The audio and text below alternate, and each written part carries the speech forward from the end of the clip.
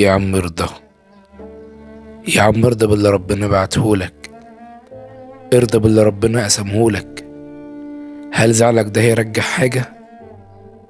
هل وقفتك ورا الباب اللي اتقفل دي هترجع حاجة؟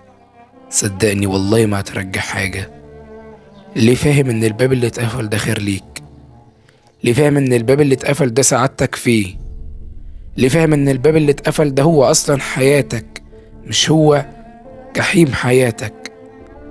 ليه دايما الابتلاء اللي بيجيلك ما بتقرأش الرسالة صح؟ ليه دايما عارف ان الابتلاء اللي جالك ده شر مش خير ليك؟ على فكرة، انا عايز اقولك على معلومة، ان الابتلاء منحة مش محنة. الابتلاء منحة من ربنا ليك في تغير حياتك والأحسن، وإنك تمشي على الطريق المستقيم. جايز يكون لك كده وجايز يكون لك معاقبة، الله أعلم.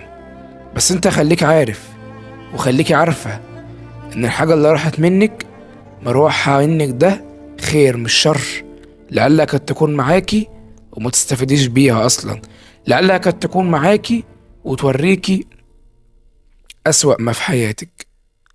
في الآخر صلى على النبي.